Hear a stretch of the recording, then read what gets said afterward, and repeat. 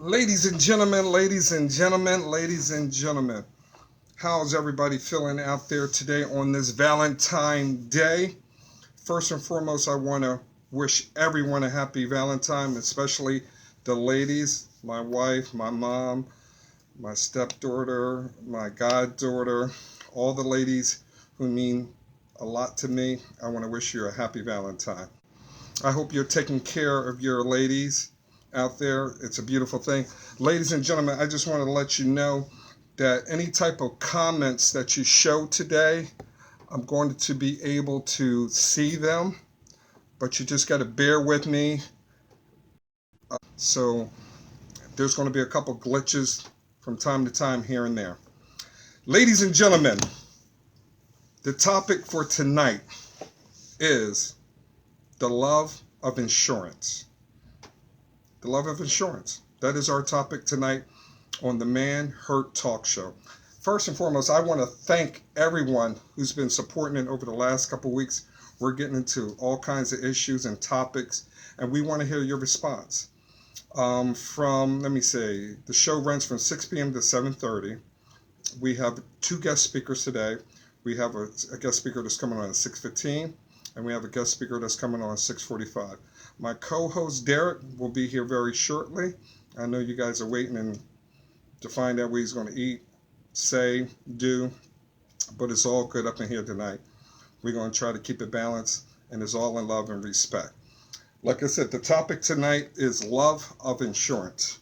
Now, I'm not an expert on that. That's why I have a young lady who's going to be coming on at 6:15, who's going to be able to get down to the details of the importance of having life insurance. So I'm going to basically leave it up to her to give you some of the details and what to look out for and things that are important. Because when it comes to life insurance, if you ever seen the movie The Raisin and the Sun, the father worked all his life, and basically what he did was he had life insurance to protect his family, and so when he died, um, basically there was a check, and there was a check left to the family, and that was important because with especially from being back in the day where the man is the main breadwinner, and when that breadwinner is not there, it was nice that he had insurance to help the family continue to take on things from a financial standpoint. My guest speaker at 6:15 will be Renee Isnami. I want to make sure I'm saying it right. Renee Isnami. She's going to be one of our guest speakers at 6:15. She's going to get into the details about the importance of having life insurance. And then at 6:45, I'm going to have David Hicks. He's going to give a male's point of view towards of the importance of having insurance. And from 6:35 to 6:45, you're going to be able to call up, and there's a time of 7:05 to 7:30. You can call up as well. The phone number is 856 783 0581. That's 856 783 0581. So it's about 6:11. I'm going to go into a little details about life insurance because about 4 minutes we're going to be having Renee come on, and we're going to talk to her. Now, like I said, we have a new monitor up in here. So I see we have Carrie. How are you, Carrie? And Carrie, don't be afraid to call. If there's anything you want to talk about, issues, by all means, just call 856 783 0581. Now, my opinion, the way I feel about life insurance is that we live in a generation where it takes 2.5 incomes to raise a family. You need the man, you need the woman, and then one of the two have to have overtime, a part-time job, That's how they base things financially when it comes to, you know, having a single family home.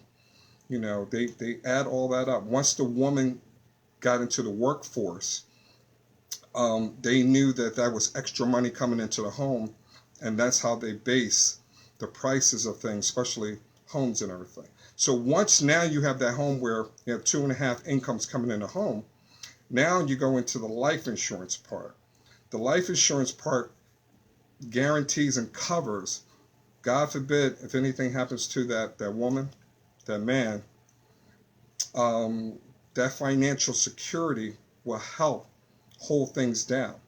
Now, you know, if you look at the movie The Raising the Sun, like I said, that one check was supposed to take care of the whole family.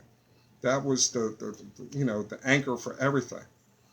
But hopefully, in the world we live in today, if you're having a man and a wife in the home, you have two incomes. Now, for the single parents, I think that's even more so, to have life insurance or have a nest egg to the side where you're able to, just in case something happens to you, be able to protect you and your family, just in case something was to happen. But like I said, about 6:15, I'm gonna let Renee get into the details of the importance of having life insurance. I mean, like I said, when it comes to life insurance, you never know. You never know. And you hope that, God forbid, if something happens to you and you do have life insurance, that your family does you right by making sure that you keep the house, you keep the kids in school. You know, that's generational wealth that's supposed to be passed on from generation to generation. And if for some reason, if that gets jacked up, that backs us up even more. So that insurance goes a long way, because there's a lot of us that might not make that much money. And if you don't make that much money, you're living paycheck to paycheck like a lot of us. So, you know, there's like a couple times during the year that's a big day for a lot of people who don't make a lot of money. And normally that's tax time, or if people having birthdays, or things like that, or if you get a raise at your job. So there's not too many times, if you're living paycheck, you get an opportunity where you get a come up.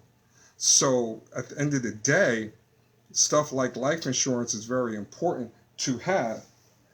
And and if you don't know anything about life insurance, like I said, you need to get yourself around people who are more educated than you to know about that. So, ladies and gentlemen, my first guest speaker of the night is going to be Renee. Now, ladies and gentlemen, if you hold on tight, I'll let my co-host in. Hold on tight for me. And we're going to be right back. We're going to take a little commercial break for a second.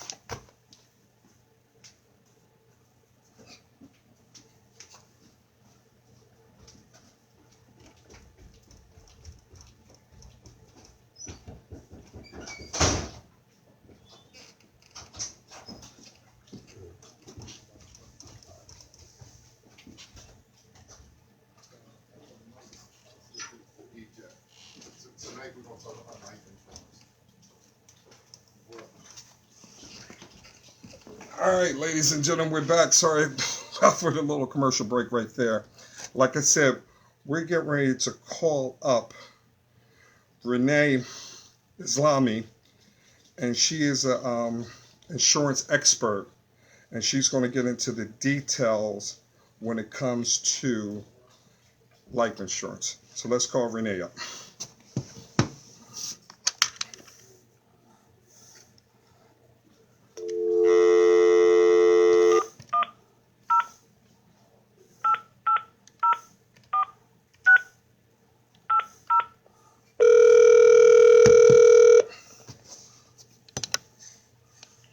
Hello.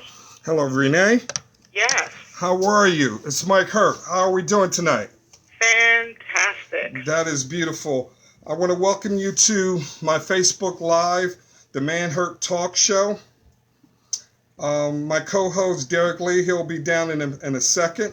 But for the meantime, between time, we talked earlier in the week about the importance of having life insurance and I want to make sure that I had somebody on the panel who was an expert of about life insurance. So at this particular time, can you give us a little detail of who you are, and let's get right into the topic.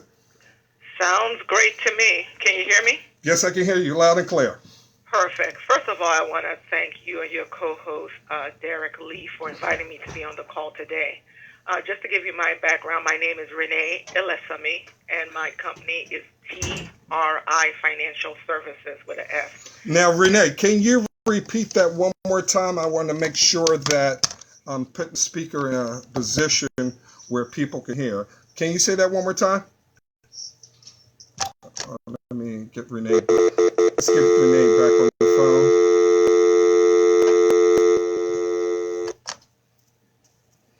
Ladies and gentlemen, let's give my co-host a round of applause. Mr. Derek Lee is in the house. What's going on, Derek? You know they've been waiting and debating for you. How you making out, Derek? Let's go. Let's give people information. A lot of times, African American people don't know the amount of life insurance you're supposed to have. There's a lot of young men who are 35 and 40 and think of funerals is $10,000, but sometimes your children have to eat after that. You need 4 to 6 times your salary. Now, What you make a year. Now, Derek, I know this topic was important to your heart, and we're going to get Renee. Hi, Mike. I'm sorry. Hey, no, Renee, that was bad on our end. We're trying out a new monitor, so we got a little kinks along the way. But Renee, you can. I have my co-host Derek Lee. He's here, so you can go into what you were saying before we got interrupted. Okay, great. Yeah, first of all, like I said, I want to thank you and Derek for having me on this panel today. And just to tell you a little bit about myself, my name is Renee Ilesami, and my company is T as in Tom, R as in Robert, I as in India, Financial Services with an S, .com, TRI Financial Services. And I've been in business 29 years as a life insurance broker, helping people in the across the country with their life insurance and retirement needs. And I do a lot of seminars and webinars on this topic, the love of insurance. And one of the reasons why I do this is because if you look up the mean income, and you compare it across the racial groups, what you're going to see is that the average wealth of the black family is about $143,000. Then you look at the Hispanic family, it's about $249,000. And then for the Caucasian family, their mean average wealth is almost $1 million. So there's great wealth disparity among the different racial groups. And one of the reasons why I do these talks and seminars is because one of the ways to kind of close that gap is with life insurance. Life insurance is one of the only places where you could buy pennies on the dollar. And what I mean by that is, for example, a 35-year-old female who's very healthy could buy $1 million policy for about $50 a month. So this 35-year-old female pays $50. She dies 2 months later, so she paid $100. Her family gets $1 million. Now, what does $1 million do? That changes the zip code her husband lives in. That changes the school her children goes to. It changes the trajectory of their life. $1 million can make a huge difference in a family's situation. And so one of the ways that we can close that wealth gap that's affordable is by using life insurance.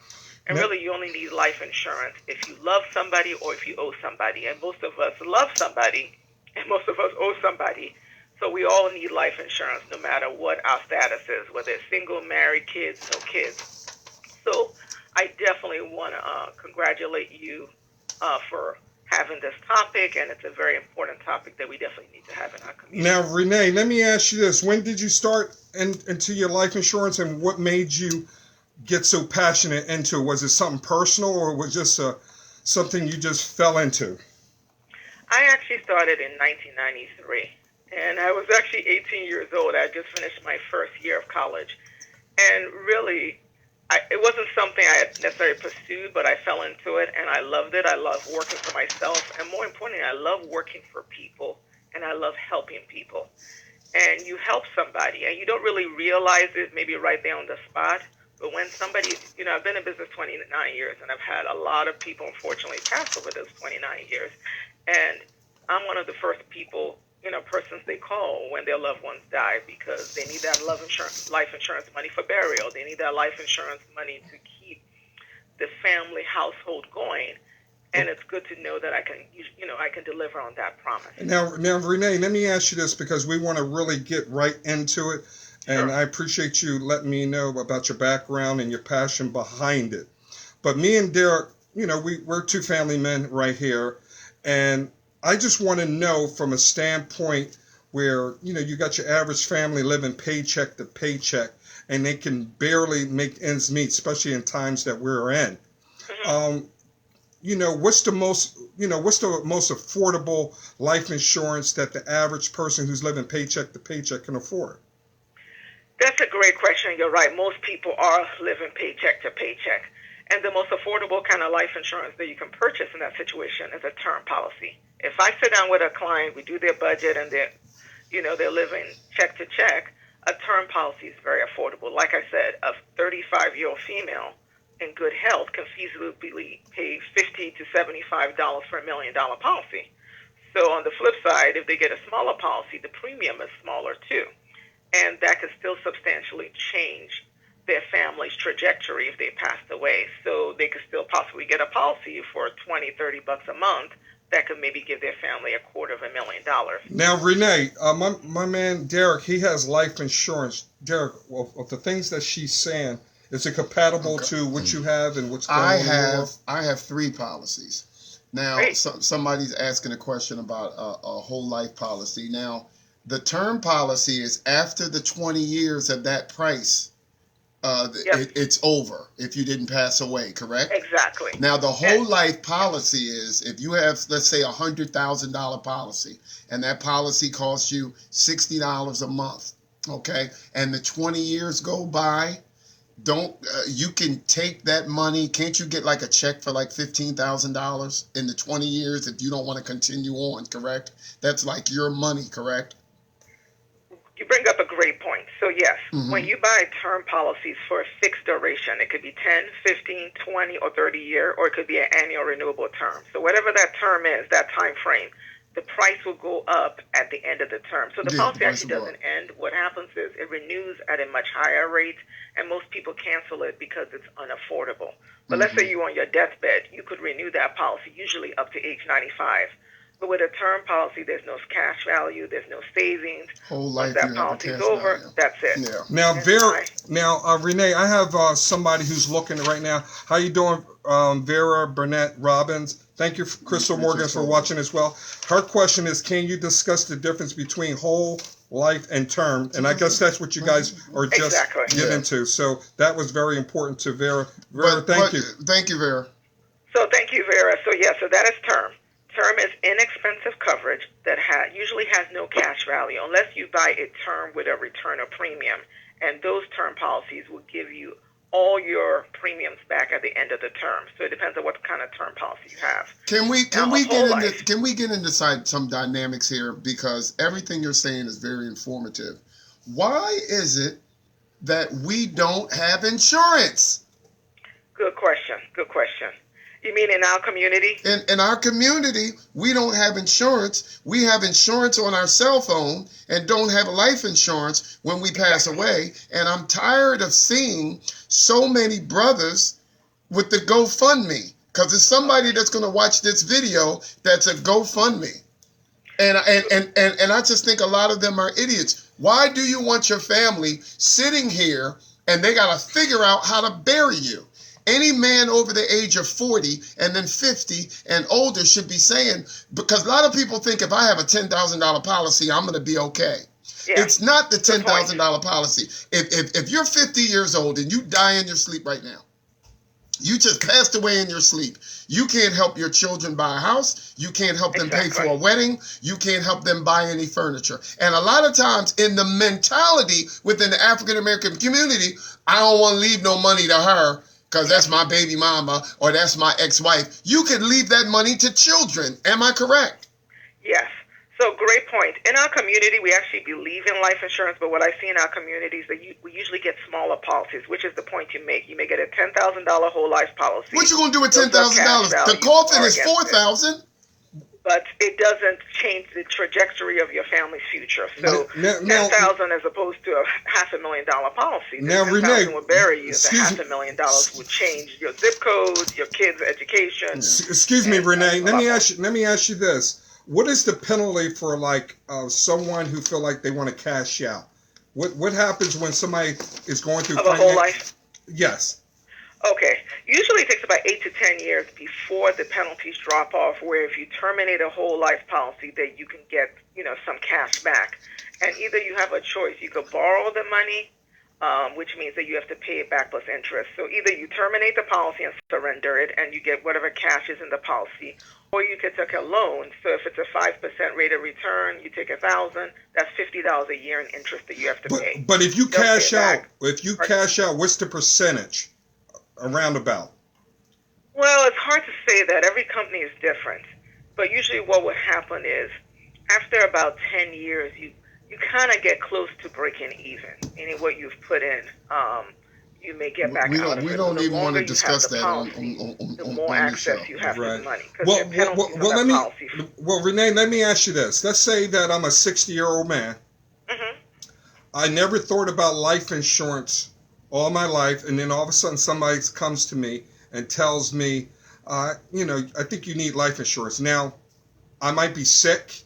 I might have some health issues with me. Good question. And I want to do like $1 million life insurance policy. Oh man, please! You too old. Yeah. Well, You're too damn old. You're gonna be paying $600-$700 a month. Now, if you're Well, in I'm trying to good get an health, example of, The example is you waited too long. You better call Colonial Penn and get you $30,000 and shut up. Well, Derek, I'm trying to figure out because there are people out there When you have medical the issues, it goes up. But they don't start thinking about it until they start getting medical issues and they get start thinking medical about their loved ones. You're gonna have to take the blood. They're gonna come take your blood. They're gonna come take your urine. If you had cancer, this, that, and other. What we want to inform viewers and people watching this show is to get something. $10,000 is not enough. Some people just want enough to be buried in the ground. We're giving out good information. We need to make these black men aware is that we have generational poverty. And the reason we have generational poverty is because when black men die, they don't leave anything. Exactly. So then you paid rent all your life. Now your kids are paying rent. Your children are paying rent. Let's get funky with this.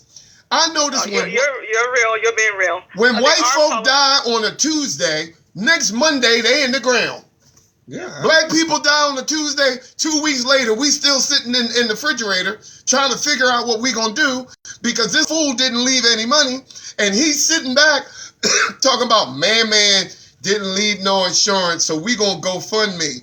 Don't let your lack of planning be your family's inconvenience. Everything this young lady is saying on this phone is wonderful, but I want the black men to know, don't let your lack of planning be your family's inconvenience. Then you got a nerve to sit back here and say, he don't want to be cremated. Well, he ain't here right now. He don't have no choice. Well, Renee, before you answer that, piggyback what Derek is saying, because I have a question from Vera Burnett Robbins. She said, let me know what's the issue when you're 50 and over and you have medical issues. You got to pay more. So let me answer that. Well, go ahead. There are different types of policies. So there are policies out there that would cover somebody who's HIV positive, has cancer currently.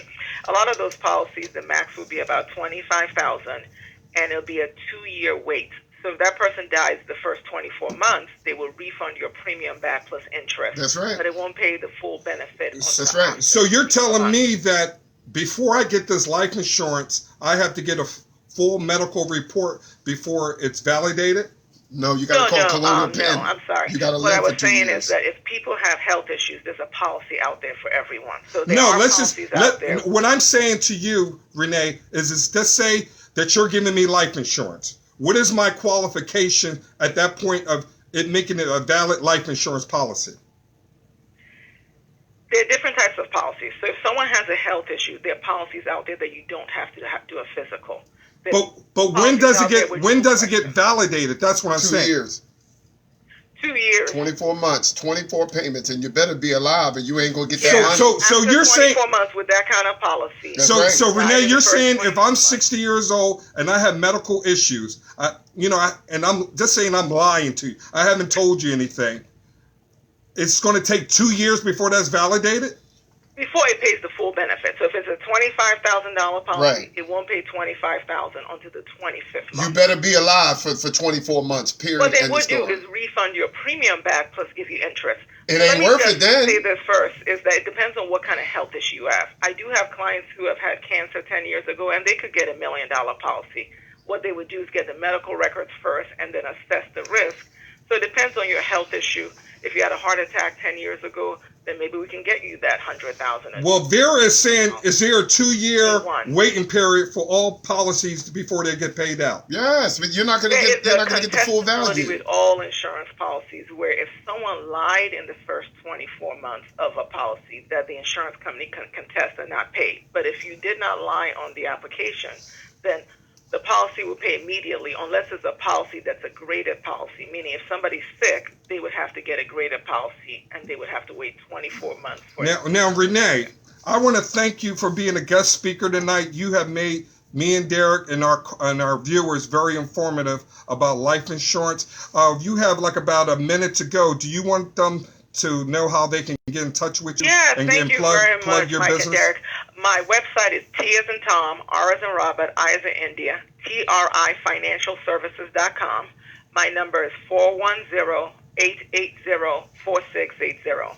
410-880-4680. You can give me a call or reach me on the website if you have more questions that we didn't address. But the main thing is everyone can get insurance if you're under the age of 80. From 0 to 880, no matter what your health condition is, we can help you. Well, Renee, I greatly appreciate that. Anybody who's wants some more information or wants to get in touch with Renee, you can get in touch with me and I'll send you her information, her link, and how you can get with Renee to get yourself some life insurance or change the life insurance that you're in. Hey, Renee, I want you to have a Thank good you, night. Mike. Thank Have a you. happy Thank you. Valentine, and I hope you're being taken care of today. Thank you very much. You guys have a wonderful evening. You Thanks too. for having these calls. Okay, thank you. Bye. Bye-bye. But let's. All her information is good. My problem is with people. We are the biggest GoFundMe people I have ever seen. Derek, let me give out the numbers. Ladies and gentlemen, this is an open call time from 6:35 to 6:45 before we bring on the next caller. The phone number is 856-783-0581. That's 856-783-0581. The topic today is the love of insurance. We're talking about life insurance. We don't have love of insurance because a lot of times I think if you haven't been taught it, you don't talk about. When you keep saying $1 million policy, the first thing that must gonna cost me a lot of money. We got to sit back and be practical here. Well, what's practical for people who are living paycheck to paycheck? I think depending on how old you are, you need, and be honest, $100,000 is what every man should have. At least. It's gonna cost you 20 just to get in the ground. At least. It's going to cost you. But a lot of men don't understand that coffin, you got to pay for the coffin, you got to pay for the headstone,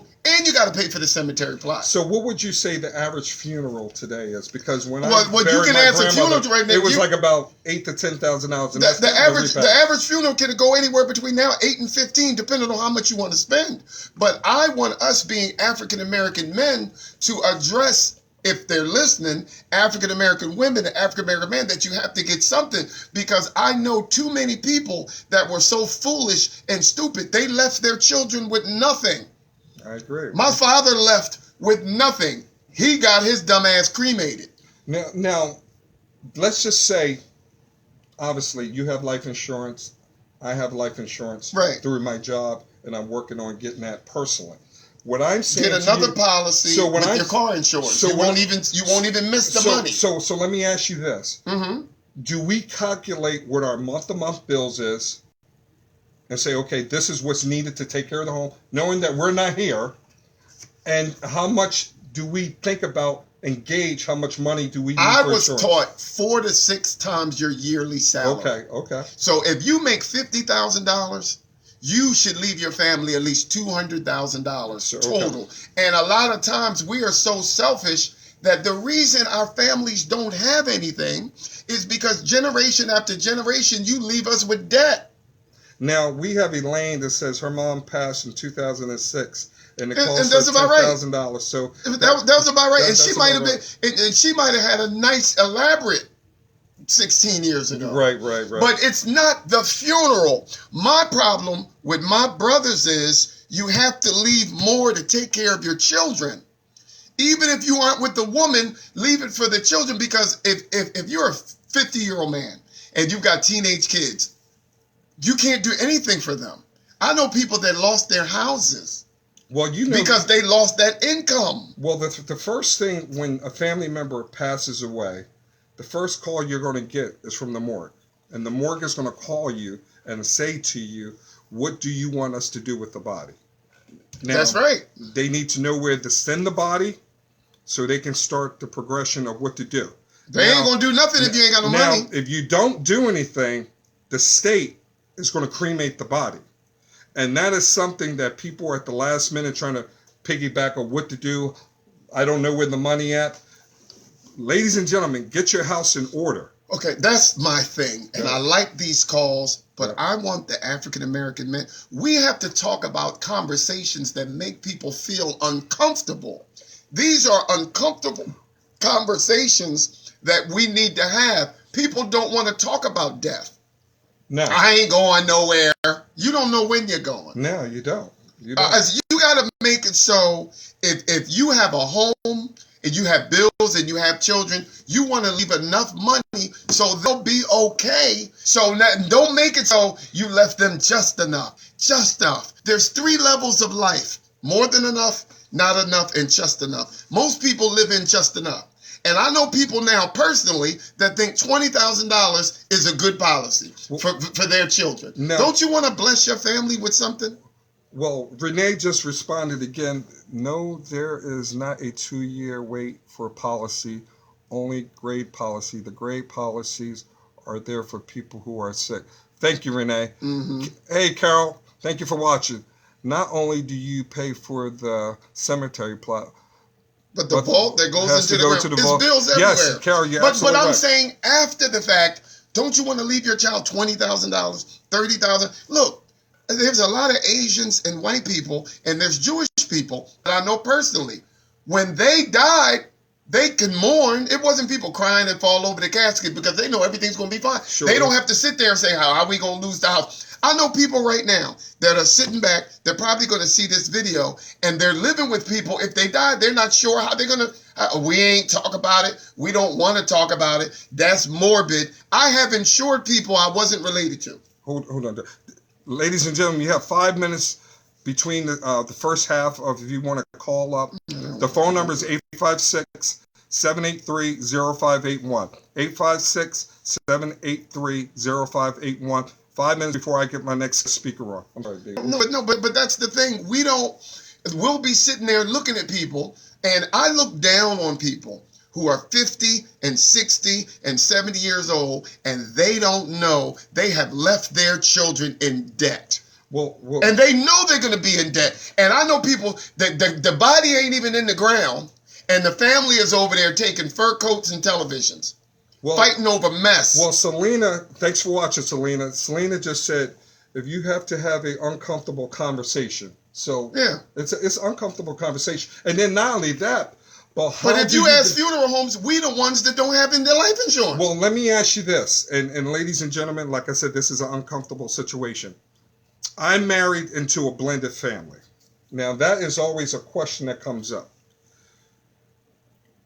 How much do I give my stepkids towards the biological kids? How is that divided?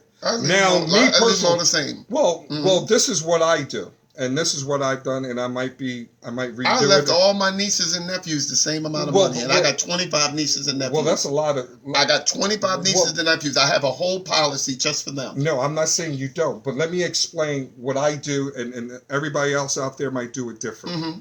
I feel as though that I have two biological boys that are my son. I have a stepson and I have a stepdaughter and my wife. I have two granddaughters. Mm-hmm. Okay? So now you say to yourself, man, how do I divvy that up? Well, since my wife is my wife, she gets 50%. Mm-hmm. Because that 50% is part also, that includes my stepkids, my stepdaughter and my son. Both of my boys get 25% of that. So I think on my behalf, that's only fair for me to do towards my boys. Now, as I get a little older and I'm looking at my grandkids, I might have to put out another policy for them. I got 3 policies. I have 3 life insurance policies. Now explain those. I have 3 policies because I wanted my kids to be taken care of. I don't want nobody fighting for any money. I left money to my nieces and nephews, and I had an idiot relative tell me, why you leaving money for everybody? That's even biblical. Don't you want to bless your family with something? No. How many times do we have to go to funerals and we trying to figure it out? And you trying to collect. And I told people, I'm not giving another dime to no more of these collections. Yeah. You got insurance on your phone. Well, And if you drive a car, you can go up to State Farm and say, hey, look, I just want to get another $50,000. And they're going to look at, oh, okay. That's not that. You won't even miss it on your car insurance. Well, not even that, but you find out a lot about your family during the times of death. Now, I'm going to put my business out there, and I don't care who it hurts or anything. They but this crying is real. and carrying on. This is real.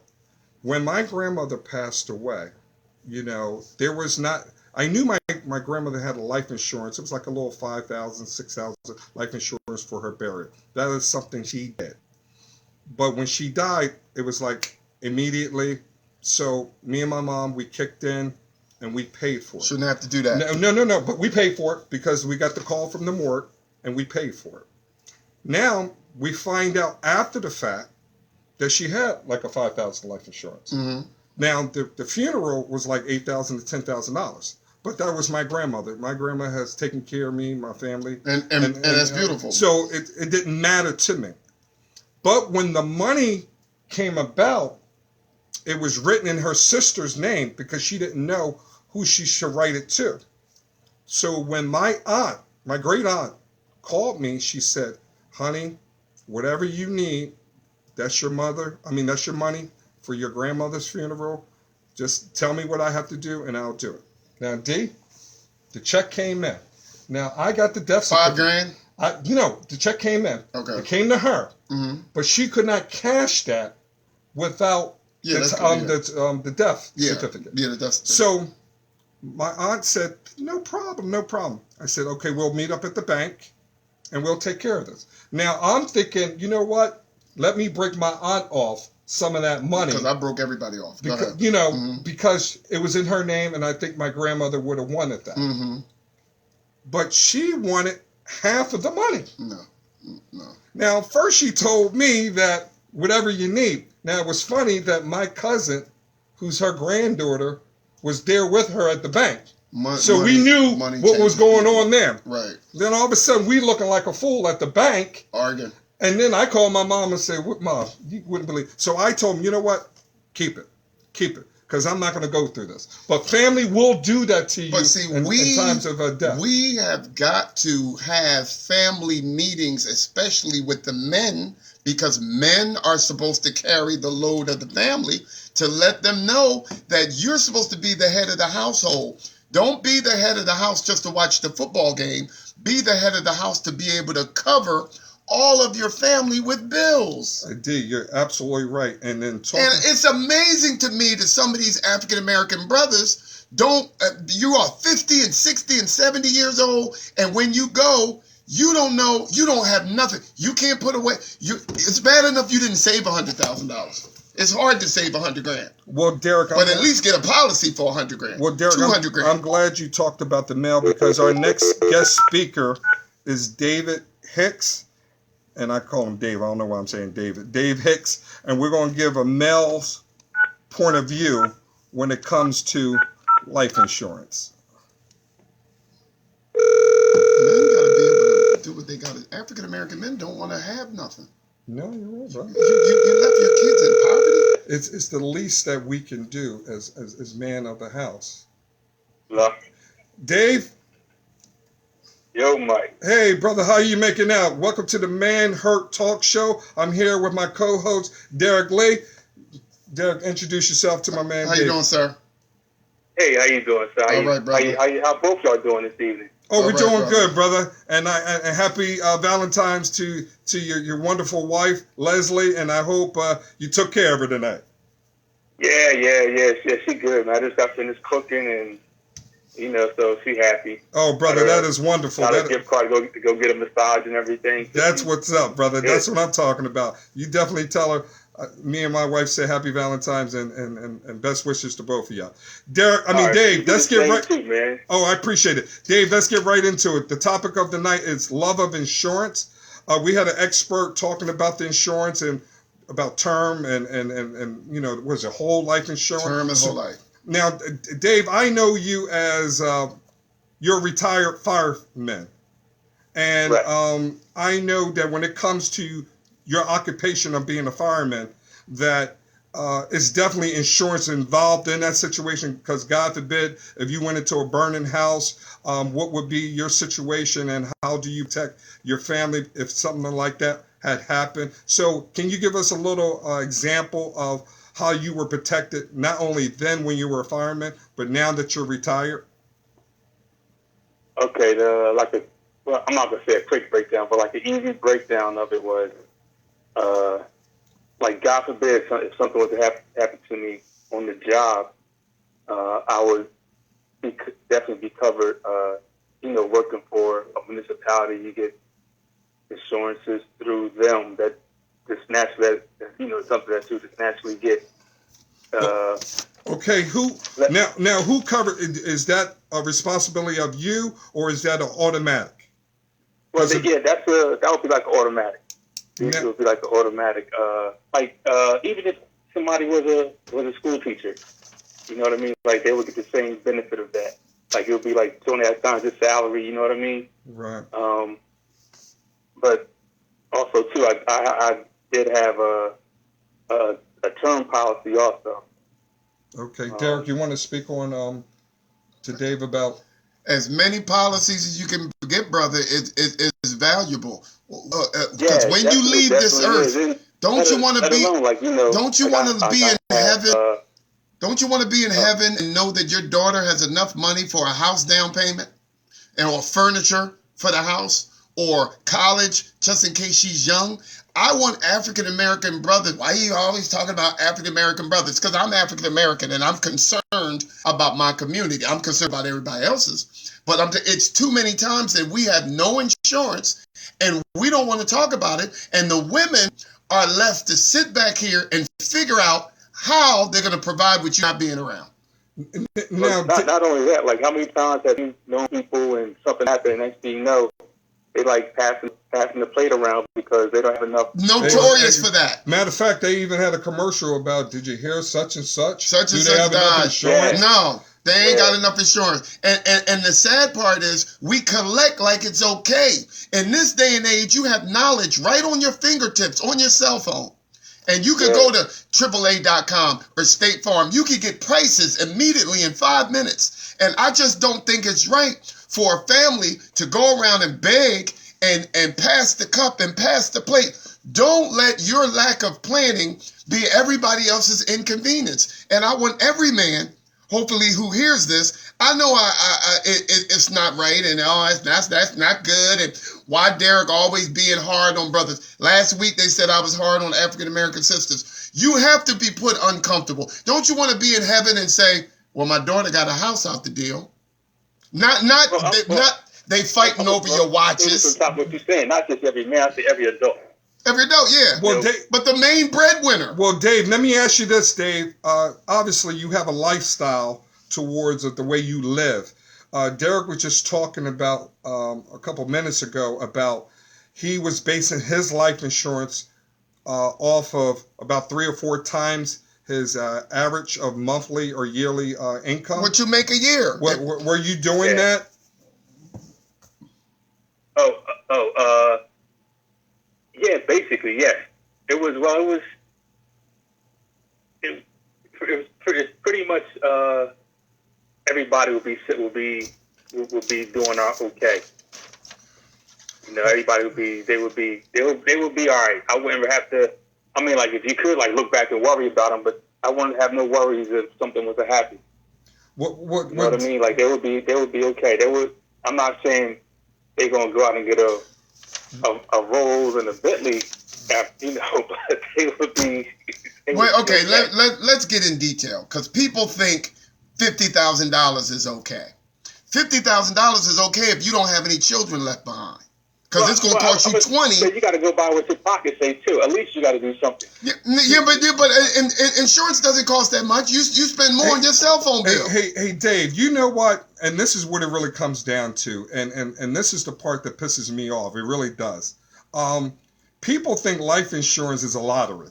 And this is what I mean by that. Is that back in the day when Big Mama or, you know, whoever was the matriarch of the family, they would sit you down and say, you know, God forbid if something happened to me, this is my money that I have for life insurance to make sure that, one, I have a good funeral, make sure that, you know, everybody gets a little of this and a little of that. But now we live in this entitlement world where we feel as though that, you know what, I want to make sure my family, my kids, and everybody are broken off real nice. Why not? But hold up. But how can you do that when you can barely pay your bills? No. Let's stop right there. That's what I was going to say. African American. I hate to bring that up because people get upset when I say African American. You got money for what you want. You got money to go to Domino's Pizza and Chipotle twice a week. No. You can get you a $100,000 policy for $60 a month. Who money though? Your money. With your own money. We spend we are the biggest consumers. We spend money on sneakers. We spend money on hair. I know people that get their nails done every 2 weeks. We are the biggest consumers out of all the ethnicities. We are the best looking poor people around. Dave, what were we going to say, Dave? Well, like I like what you just said. Like about 100, like you can go get $100,000 policy for $60 or whatever. But also too, it's like, you know, everything, and not this now. Before, everything was expensive, man. You know how much cable costs a month. You know what I mean? So, like, but you still got it. But you gotta have. You should have cut it off. But Dave, you gotta have a balance. $1,000 policy going to take you. How long is that going to last you? No, every working class man should have a life insurance policy. If you have a job, let me tell you something. Why do you think all these little in and out stores with this Chinese food is on every block? Because people are spending money. They're spending money on stuff they don't need. They don't want to cook Friday, so they order 4 wings and fried rice. They know. Why do you think the nail salons are set up in West Philly and North Philly? Every other block, it's someplace where you can spend money. So I don't want to hear nothing about, I couldn't afford it. And when people die, you crying up and down the funeral home and hollering and screaming. You ain't even visit the people when they were sick. But I have given out more money. I have given out money from insurance policies. That was mine because I felt bad for people. I got insurance policies on people I really wasn't related to. Right. And I gave the money away because I told their mother, when something happens to you, I'm going to make a point that everybody's going to get their money. But see, it ain't my responsibility to break everybody off. In your family, be the whole man. No. Be the whole man. Dave, if you want to be the man in the house, be the man in the house. Hold up. Be the man in your family. Listen, the whole man is being my wife and my kids. The people are in the house. You the man in the house. No, but you're talking about breaking But how about your mother? Listen to me. I'm listening. Things get handed down. It's almost like this. My son is not responsible for taking care of me. I'm responsible of taking care of him, Dave. Would you agree? I agree. Okay, so with I'm talking about your mother. I'm getting. You are responsible for your mother. Sit her down and say, Mom, what we gonna do? I'm not saying that I would not take care of my mother. The only reason I'm taking care of my mother because there is no man on that part. How many siblings do you have? Hold up.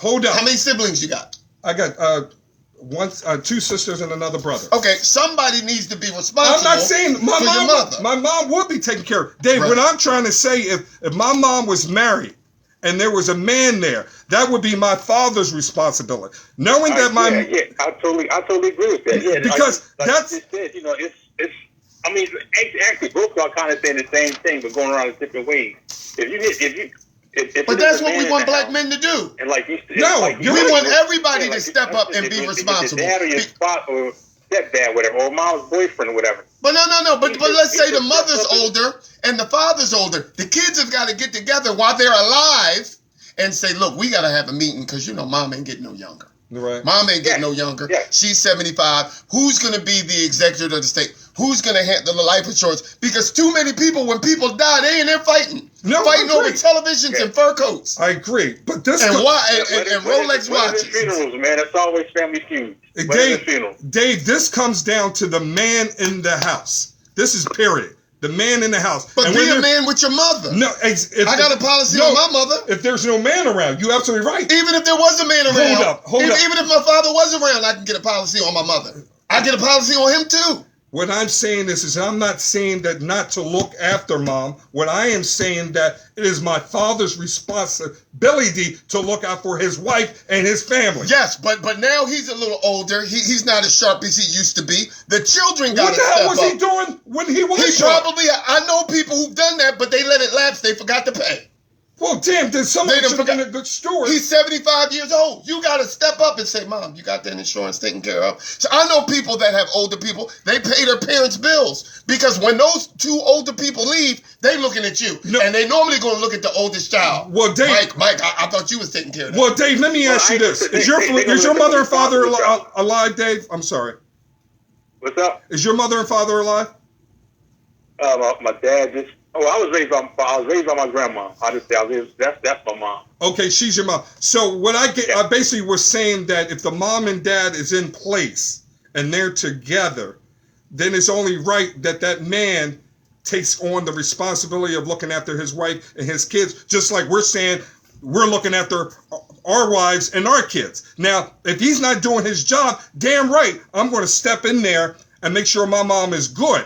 I'm just saying the responsibility of the man, because you're saying right now, Dave, that you as a man, what your responsibility is. But damn it, somebody before then should have been doing that. And not only that, my son should be doing that for his family. But we don't do that. That's why we're having this discussion. I'm saying as a man, I looked out that my mother had insurance, my mother-in-law had insurance, my grandmother had insurance. I was asking people, hey, you all right? You gonna be good? You got your insurance right? And it's just good to do that. What? They didn't even live in my house. When people get older people don't. Now, I'm not trying to be disrespectful, but they might slip on bills. No. They 80. You need to step up and check in on mom. She's not gonna be here in 80 more years. I checked up on Let me jump in right quick. Go ahead. Let me jump in right quick. 'Cause I mean, you are making a good point. Like I know, for instance, like my grandmother, she passed. She was my great grandmother. She had insurance. The insurance guy came by the house monthly. You seen this guy every month. When she passed, the insurance it was paid up. It was up to date and everything. But the policy wasn't always worth anything. So we looking like Older people sometimes think $10,000 is enough. No, my fault. I was probably like around 23. $10,000 30 years ago was a decent policy. So like when she did that, we looked at the policy. It was like, man, this policy ain't hardly worth anything. So we still because had that's what older people thought when they got it 30 years ago. Now, so Dave, what you are saying is a good point. Like we do got to like check up on. You got to step in. Dave, you make a good point. Derek, you make a good point that we should be checking in on our elder family members. Grandma think $8,000 is a lie. No, you're absolutely right. But all I'm just saying is, and in this, I'm gonna get into the black family. We always feel like the oldest person in the family, that's their responsibility. Right, but sometimes, like in my family, the oldest person might be jacked up, No, or don't have their no, stuff together, or they don't even have insurance. How are you going to lead the most responsible person in the family? Right, but sometimes the oldest sibling or the oldest relative, you don't even have your own stuff together. You got no life insurance yourself. Why do I want to come to you with everything? You still paying rent. The most responsible person in the family. The most responsible, but it should be a team effort. Well, Dave, let me ask you this. Do you think, let's just make ourselves that 70-year-old man that's starting to lose it, and then all of a sudden we get a family member that comes to us and say, Uncle, Pop, I think you need to get some life insurance. Now, you know how we are as men.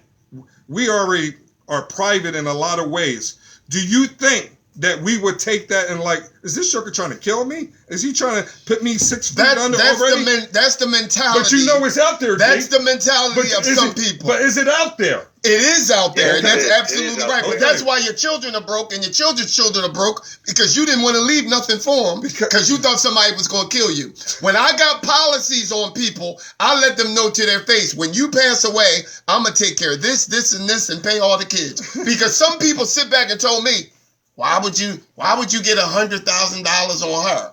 Because they had family in Florida. By the time all their family came up, and 30 people had hotel rooms, rental cars, airline tickets, and then they had to go to the house and clean up all their stuff. That took another week. A lot of people don't have annual leave and sick leave when they work for the government. When they don't work, they don't get paid. No, I agree. Hey, Dave, you got a minute to sum it up towards of the discussion we were just talking about. Do you have any last words you would like to say about this topic that we're talking about?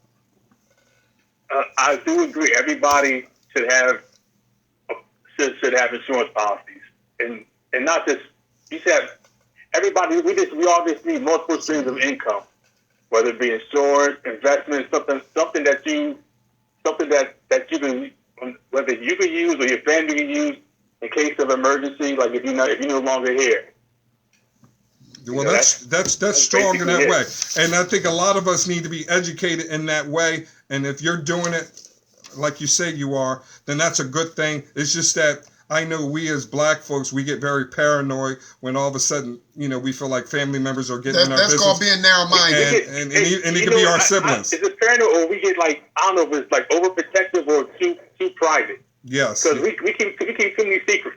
We keep too many secrets, but then at the funeral, we the main one crying and carrying on, talking about Craig didn't have no life insurance. First of all, and if people listening, if you got a cousin that's an idiot that's living that lifestyle, get a policy on him. Yeah. Especially if you know he ain't going to be here long. Hey, Dave, I want to appreciate you letting us talk to you about this topic, brother. I really appreciate, and I want you to have a good rest of your night with you and your lovely lady. And like I said, finish doing those chores for her.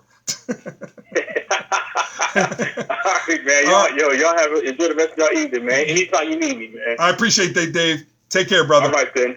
Take care. Bye-bye. But Derek, you make a good point before we get back into it. Ladies and gentlemen, this is your time.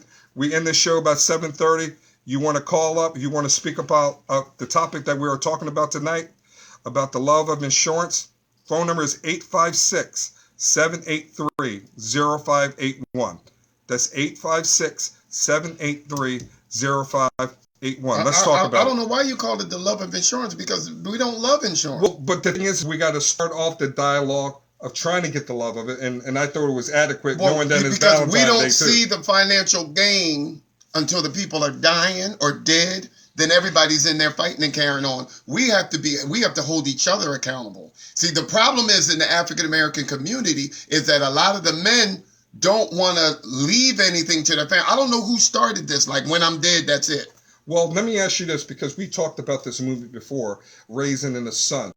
When the mom received I think it was $5,000, $10,000 check. That's just right. You can use your money whatever you want. It's a savings account, man. Now, do you feel as though that money was just owed to the mom and she dispersed it in the way she wants? Okay. Or do the kids feel as though hold up, mom, part of that money is my money? Okay, if dad wanted you to have it, he would have said something before he died. Let me tell you something. I got a safe in my house with my 3 policies with all information on it. Jessica, this is for you. This is for my son. This is for my nieces and nephews. I got 25 nieces and nephews. Left them all money because I want them to come to that funeral and say, my Uncle Derek cared about me so much. Not only did he take care of his family, he took care of other people's children. That's a blessing. Well, wouldn't you? And somebody asked me, why you trying to show off? Why would you do that? Because biblically, you're supposed to leave something for your children. Go ahead. Now, let me ask you this. Let's just say you said nephews and nieces. All of them. Okay, you left them money. Now, let's just say the aunts or the uncles or your cousins that are you related that make them your nephew or your nieces. Okay. how you think they feel that you have a life insurance against their child? No, I don't have insurance. No, from me, on me. No, but you said you have something for them. When I pass. Oh, okay. When I Oh, pass, so you're saying that you're I giving have them instructions that okay. they all Not get a check. Okay, they get a check. Right, Okay, they all get a check. okay. But if somebody dies and that's the spouse, if the father wanted you to have it, he would have gave that instructions just like in that movie. Because I feel like, okay, if it's your mom and dad passes, he left $50,000, it's going to mom. Mom is supposed to know what to do with it. Yeah. But me, I don't want no issues. Yeah. So I got it all written out. Right. I got the notary and everything because I don't want no issues. I don't want people in there arguing and this, that, and other. And not only that, I also want to tell everybody that if you work at a job that have a 401k plan, please sign up for it. Some jobs, the phone numbers are 856-783-0581. I want people to call up. We got a hot topic. You only know what you've been taught. If nobody sits you down to talk to you about insurance, like I try to tell people, what you don't respect is going to leave you. If you don't respect money, you're never going to have money. No, I agree. If you don't respect a relationship or a woman, you're never going to be able to keep a woman. Well, the issue, what I was talking about, if you have a job that has a 401k plan to it, please sign up to it. Some jobs automatically just put you in. Because if you have a 401k plan, there is a hardship that comes with the 401k.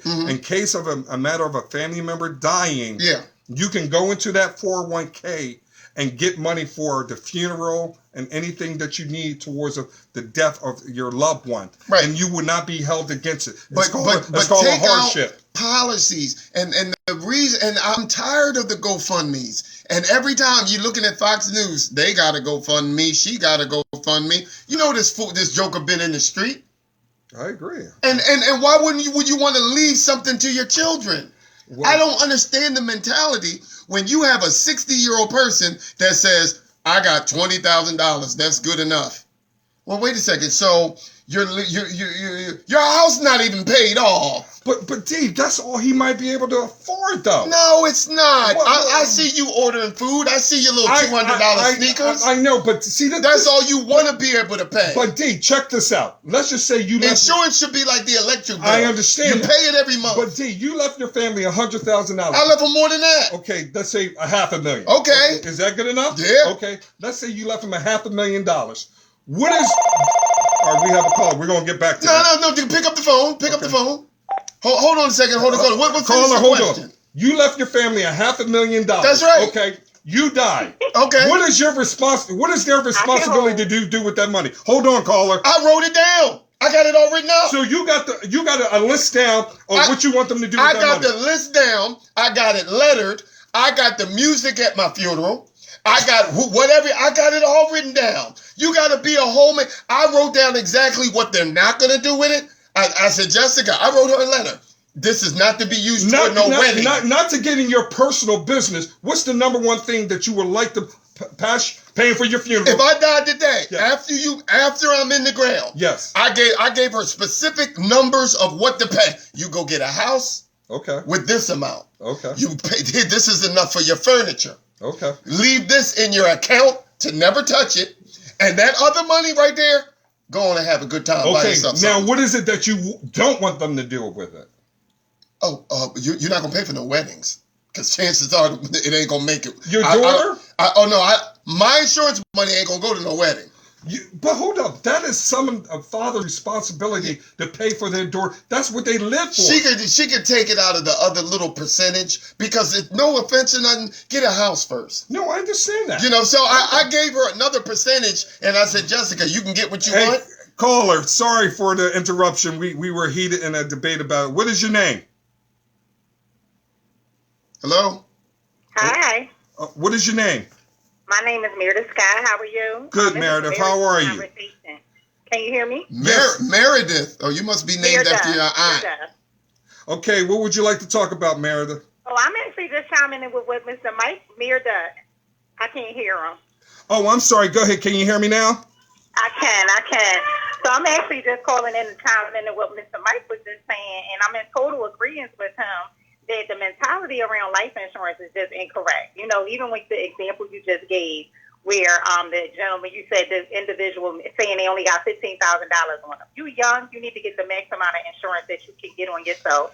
Right, get it for a certain time frame. You need to be growing money alongside of it because the goal is to leave generational wealth. And why not start it when you're younger? Why would a family member, knowing they have siblings, even somebody that you notice in the street, you ain't got no record yet, you need to have something to leave something to your family so your family isn't just grieving your But we don't think like that because nobody sits us down and tells us that.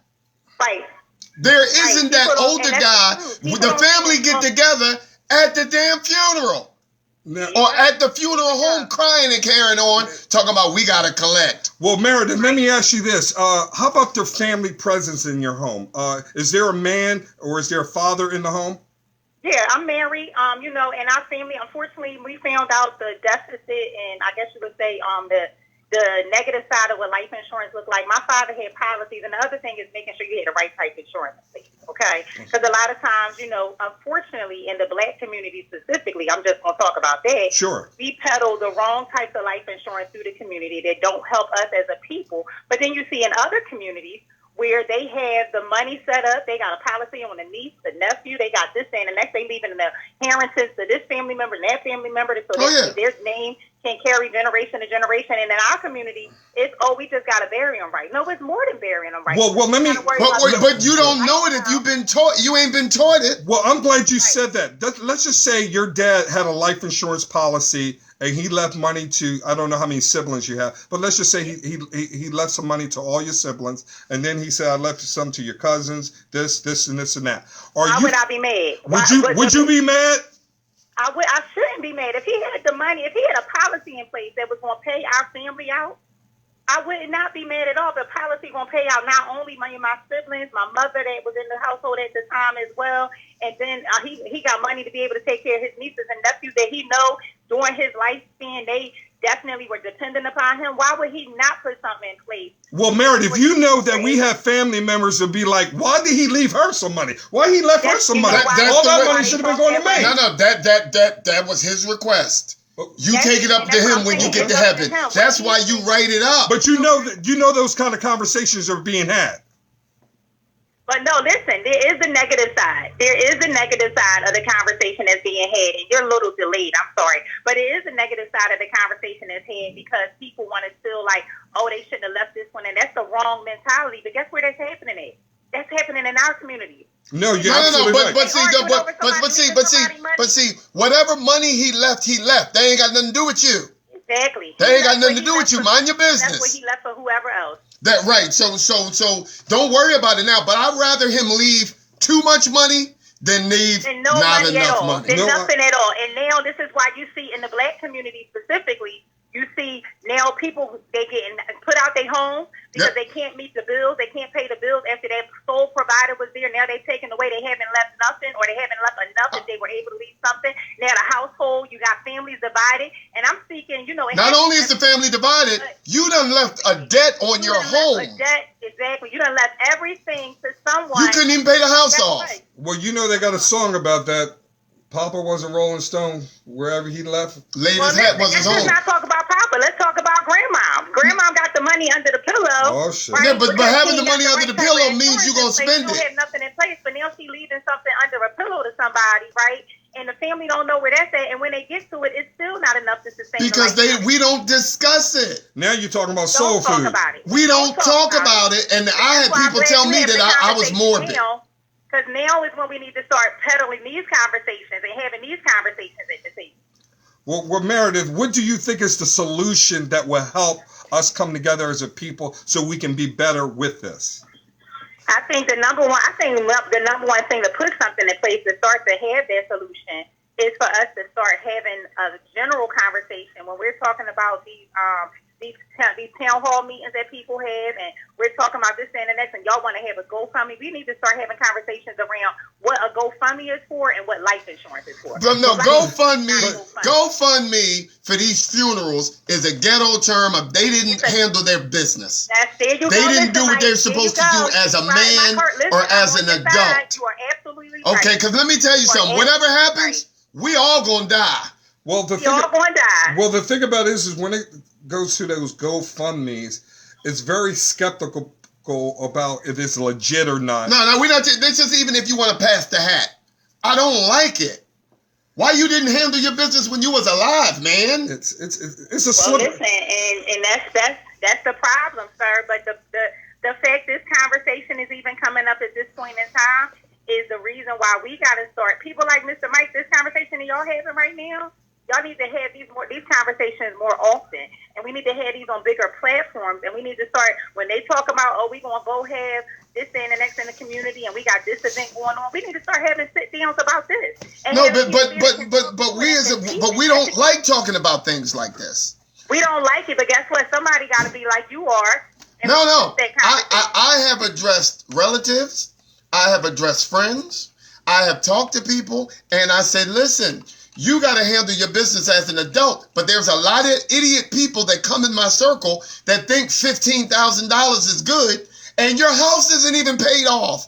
You got 4 and 5 credit cards that aren't paid off. Now they're coming after your children. Right. You got a car note that you know you can't keep up after that. Now they're coming after your kids, which is really ridiculous. Now, Meredith, I want to appreciate you calling and letting us know how you felt about it. This was good, positive dialogue, and I want you to continue to watch the Man Hurt Talk Show every Monday between 6 p.m. and 7:30 on Facebook Live. I'm sure enough continue to watch. I appreciate it. And Mr. Mike, I'm going to follow you. My name is Meredith Scott. I'm going to send you some information to your inbox about what you were saying because I really appreciate it. I greatly appreciate you. Thank you. And this is how we empower the community. Thank you. I love it. All right. Take care. Thank you. And happy Valentine. Happy Valentine's Day. All right. Bye-bye. No, but then also for the men that's listening, your house isn't paid off. And you got a $20,000 policy, and you 50 years old. Right, you got credit cards that aren't paid off. Ladies and gentlemen, we got about 12 minutes to go on the show. If you want to still get in, the lines are open. The phone number is 856-783-0581.